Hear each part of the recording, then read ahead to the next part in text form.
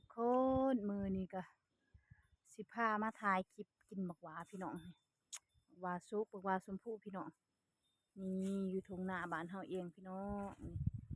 หลังจากที่เฮาเฮ็ดหัวแล้วเฮาก็มาแวะเติมพลังคือบักหวาซุปพี่น้องแต่เมื่อคืนนี้ก็ฝนตกเลยคือสิบ่เจ็บท้องเนาะทุกคนนี่แซ่บบักหวาชมพู่พี่น้องบ้านไผเคยกินแน่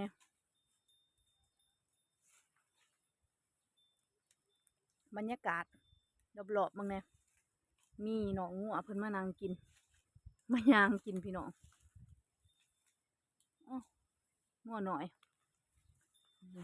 เอ้ยสรุดบักหวาก็อยู่สูงคักพี่น้องเอ้ยโอ้เห็นบ่เถิงผู้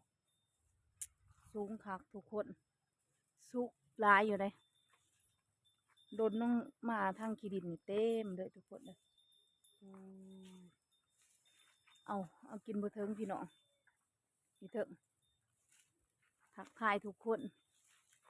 เป็นจังไดพี่น้องเอ้ยช่วงนี้คลิปเฮาก็การเข้าถึงดีแต่ว่ายอดเยียนยอดเส้นบ่ค่อยวิ่งเลยพี่น้องเอ้ยจักสิเฮ็ดแนวใดเป็นแนวทางใดเป็นได้กินไข่ต้มทุกมื้อนี่ก็บ่ไหวเด้อพี่น้องเอ้ยแบบนี้มันก็25 เดือนหรือว่า25 เดือนนี่บ่ฮอดได้พี่น้องเอ้ยเดือนเดียวนี่ก็บ่ฮอดเพราะว่าได้แค่แต่12 เดือนเท่านั้นพี่น้องเพราะว่าลงคลิปไลฟ์โพสต์ไลฟ์ก็มีแต่ไข่ต้มห่วยแบบนี้บ่ไหวเด้อพี่น้องไผที่มีคำแนะนำดีๆก็มาบอกแบ่งปันกันนี่เด้อเพื่อนๆทุกคนบ่ว่ามือใหม่มือเก่าเด้อก็สามารถมาแบ่งปันความรู้แลกความรู้กันพี่น้องไผที่บ่รู้เรื่องหยังก็ทักมาถามสาวหน่อยได้หรือว่าบางที่สาวหน่อยรู้สาวหน่อยก็สิตอบหรือว่าสิบอกความรู้นั่นไปเนาะทุกคนเนาะแบ่งปันความรู้กันเด้อไผที่เฮ็ดหยังบ่เป็นหรือว่าผู้ที่หรือว่าอาจสิเป็นมือใหม่ที่กำลังเปิดโหมดมืออาชีพมาเนาะบ่รู้ว่าสิลงคลิปแนวทางใดแบบว่าบ่รู้ว่าสิลงคลิปในช่องทางไหนนะคลิปสั้นลงบอนใดคลิปยาวลงบอนใดแล้วก็โพสต์ขอความสตอรี่หรือว่าภาพนิ่งลงจังไดอิหยังหั่นก็ทักมาสอบถามกันได้เด้อทุกคนเด้อเพราะว่า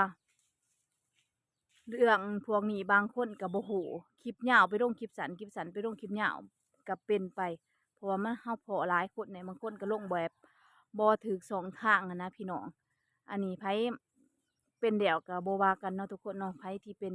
ผ่านประสบการณ์เหล่านี้ไปแล้วผู้ที่เพิ่นบ่ได้เปิดโหมดมืออาชีพเพิ่นก็บ่ค่อยสนใจเรื่องนี้แต่ว่าผู้ที่เพิ่นเปิดโหมดมืออาชีพเพิ่นคือเฮาจั่งซี้เพราะว่าเฮาเห็นแบบว่า